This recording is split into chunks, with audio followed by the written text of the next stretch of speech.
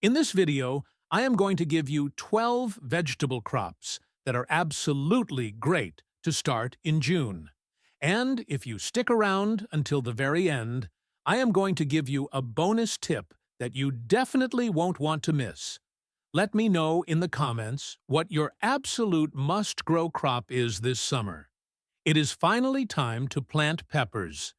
You really do not want to plant your peppers until the nighttime temperatures are 55 degrees F and above. If you put them out before that, you risk your peppers being stunted, and stunted so badly that they may never recover. Now, there is an argument whether or not you should pinch your pepper plants, and that all depends on where you live. Now, if you have longer than a 4-month growing season, you should pinch your peppers. All that means is you take a little plant like this, and you take out the top couple sets of leaves and throw them out. What is going to happen is it is going to send the hormone that was going into producing a longer, taller plant, and it is going to put it down to where all these leaves join to make little side branches. And what that means is more blooms, which in turn gives you more fruit. The thing about that, though, is that it does push off your first flush of peppers to harvest by a few weeks. So if you have more than 4 months, it is no problem. You are going to get more peppers at each flush.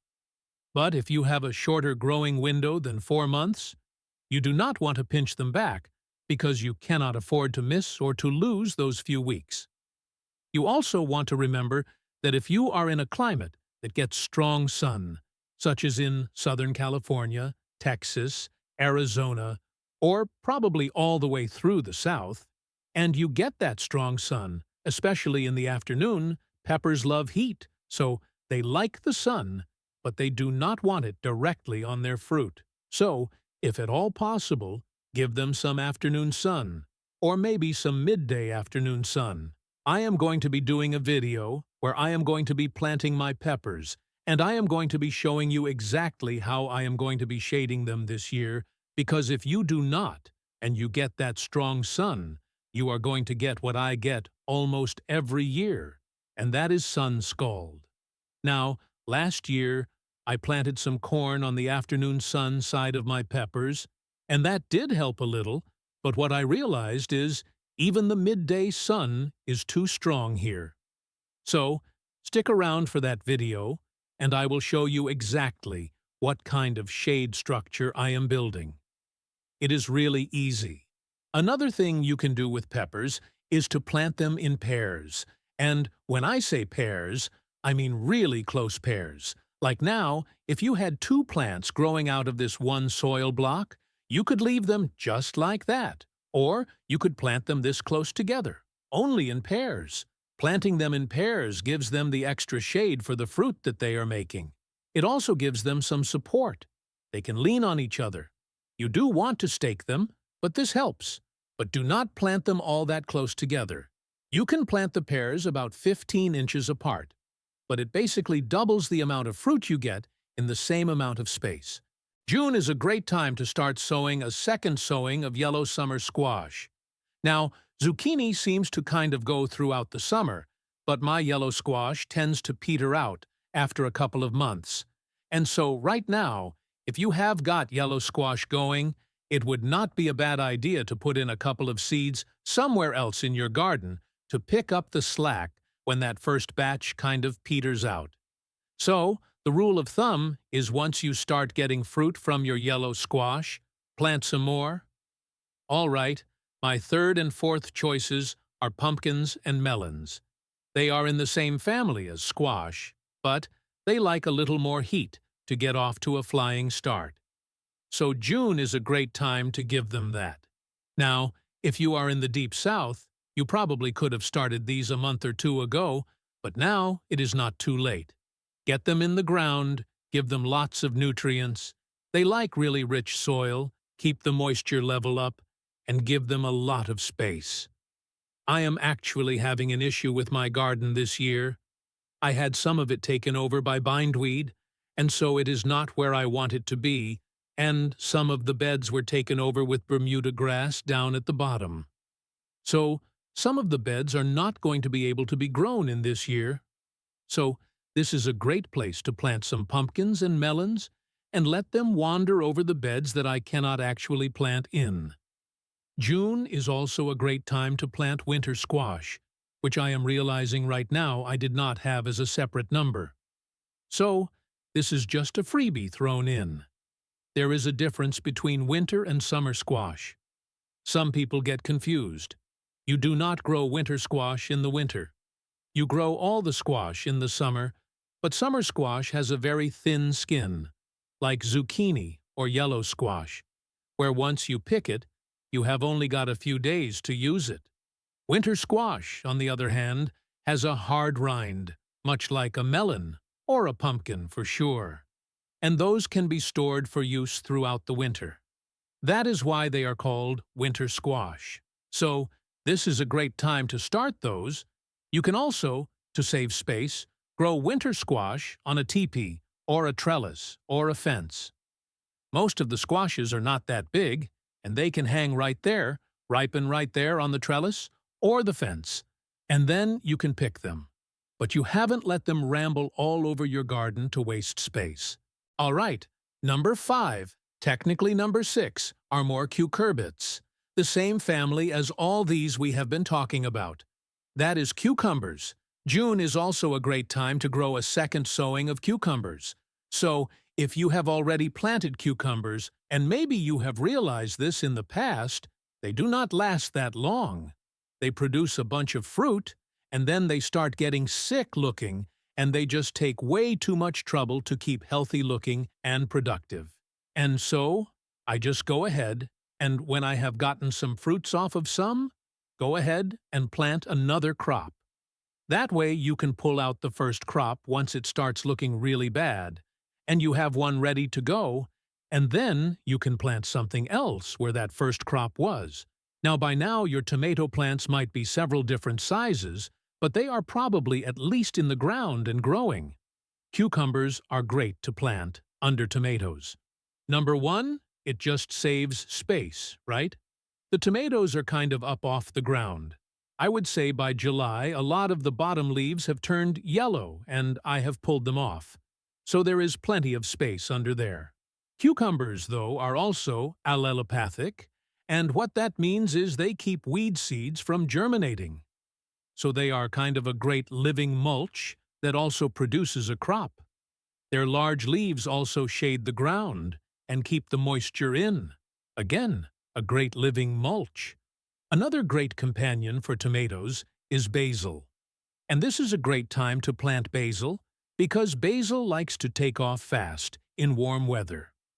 Now, the reason basil is a great companion plant for tomatoes is, they are great in the kitchen together. They smell great together when you brush up against them in the garden, but it is that smell of basil, and that smell of tomatoes that interests or disinterests the moth that lays the eggs that become the tomato hornworm. The moth finds your tomato plants through smell. Tomatoes have a very distinct scent, so you need to plant something next to your tomatoes that has an even stronger scent. And that is something like basil. So, in front of all my tomato plants, I put a big row of basil that, it is basically a basil hedge by July or August. And that smell confuses that moth and they do not lay the eggs. Now, I have got to say, I have been doing this for 6 or 7 years, and I have not had a tomato hornworm on my tomatoes, except 1 year I put just for display purposes. I planted a tomato somewhere else. It did not have basil next to it. And guess which one had the tomato hornworm? That one that was by itself. Now, does this work 100% of the time? Well, it has for me. I am sure there is going to be a year that it does not work 100%. But it is enough for me to never plant tomatoes without basil. All right, 7, 8, and 9 are 3 great Mediterranean herbs. In fact, I have got them over here in my Mediterranean herb garden. Rosemary, oregano, and thyme. Sorry if that made you dizzy. All 3 of these are heat-loving plants. They are from the Mediterranean, and they are going to start really fast right now. They are also great drought-tolerant plants. So, a little drip or a little water just every once in a while is going to keep them going. They do not require any fertilization. There are basically no pests. I mean, they are so easy to grow. Number 10 is corn. Now, knee-high by July is a term a lot of us have heard before to tell you how tall corn should be by July. So, getting them in now, I guess it depends on whose knees it is, but if we are taking like an average size or average height knee, getting them started now should get us there by some point in July. Corn is when pollinated, and so you do not want to plant one long row of it. The tassels at the top hold the pollen, and the corn silk are the female portion of the plant that accept the pollen, and that pollen is flittered off of the tassels by wind. And so, if it comes off the corn by the wind, it is blowing this way, or it is blowing that way. And if you have only got one row, and the wind is blowing it this way or this way, nothing is going to happen to this corn here on this stalk, right? Or in the whole row. So, what you want to do is grow blocks of it, maybe 4 rows of 4 plants, or just a block, so that no matter which way the wind blows, it is pollinating the corn on any of the 4 sides. Number 11 is okra. Now, my family is from the south and I grew up eating fried okra. And okra is a heat-loving plant from Africa. And right now, even in July, is not too late. In fact, it is the perfect time to start okra seeds. You do not even have to plant that many to get a great harvest. They are heavy producers. They have beautiful flowers. What is not to love? The next one is beans. Beans are one of those plants where the more you pick them, the more they produce. If you stop picking them, they are going to realize they have set their seed, and they are done. They stop producing. So, the best time to pick beans, in my opinion, is when you can barely see the little bump of the beans inside the pod. If they go any further than that, it is too far for me. They get stringy. I do not want them. Beans like really rich, moist soil, so add a lot of compost in before you plant and keep them moist at all times. All right, that was 12. Now, you have stuck around this far. It is time for a bonus. If you have learned something or got something out of this, or at least were entertained, please give the video a thumbs up. Consider subscribing if you haven't. Now, I want to talk about some companion plants that we can plant in our garden to help our plants, our crops, to produce more and to be more pest and disease-free. Now, we have already talked about a couple for tomatoes. We talked about cucumbers, and we talked about basil. I will try to address the elephant in the room. Maybe you have tried companion planting over the years and had less than stellar results. I was in the same boat, and then I was asked to write a book about companion planting. And I was like, oh man, I don't like companion planting. It doesn't work. Because a lot of what I had heard were kind of old wives' tales that had just been passed down, and there was never any scientific testing done. People just did it and hoped for the best. When I wrote my book, I wanted to make sure I only put in companion planting strategies that were science-based. So, that is what these are going to be. Of course, if you want more companion planting ideas, I have my book. But one of the big ones for people is squash bugs and squash vine borers. Don't hate me, but we don't have those here.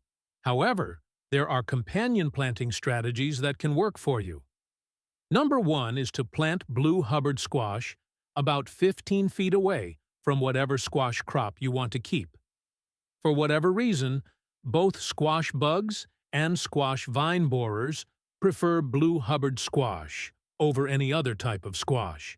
So plant that over there and they will go to that, and that is your trap crop. You can do whatever you want to them once they are over there, kill them or whatever, but that is going to attract them and not the ones you want to keep and eat. For peppers, one of the biggest problems I have with peppers is leaf miner. Now, if you see tracks all over your leaf, that is leaf miner. There is a little larvae in between the outer layers of leaf, tunneling its way through there. Now, one or two, it is not going to hurt your plant. But you get a whole mess of them, and that actually diminishes the amount of photosynthesis a plant can do. Sprays are very difficult.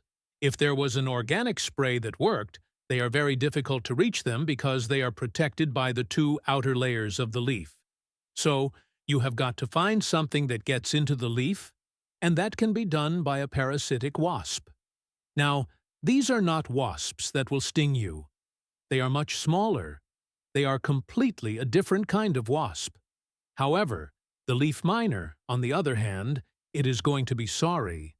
The wasp can actually find the leaf miner inside the leaf and pierce the outer layer of the leaf, pierce the larvae, the leaf miner, and lay eggs inside of it.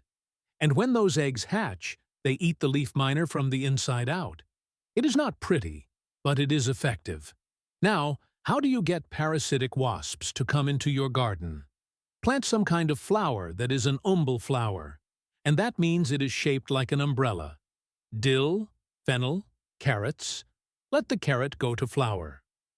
All those types of flowers will attract parasitic wasps to your garden, where they will find the leaf miners and take care of them for you. What about beans and potatoes? Sounds like an odd combination until you understand that each actually repels the major pest of the opposite plant. The Mexican bean beetle is actually repelled by potato plants, and the Colorado potato beetle is actually repelled by bean plants. It is a match made in heaven. Now, no companion planting talk would be complete without mentioning the ladybug. If you have aphids in the garden, and who doesn't, you want to bring in ladybugs and hoverflies. Ladybug larvae can eat up to 250 aphids a day, and so can hoverfly larvae. And it is the larvae of both of these that do most of the pest control. So in addition to the dill and the carrot flower and the fennel, you want to also plant some alyssum, some marigolds, and these are going to attract the hoverfly, and they are going to attract the ladybugs. And if there are aphids there, they are going to stick around, lay their eggs, and have a whole new generation of both of those to come and help take care of your garden. As a bonus, dill and fennel will also attract swallowtail butterflies, who will come and be great pollinators for your vegetables. If these gardening secrets have changed the way you look at your summer crops, please subscribe to our channel and like this video. We are digging deep into the methods that the history books might have missed. Let's grow a better future together. The next treasure trove of gardening wisdom will be opening very soon.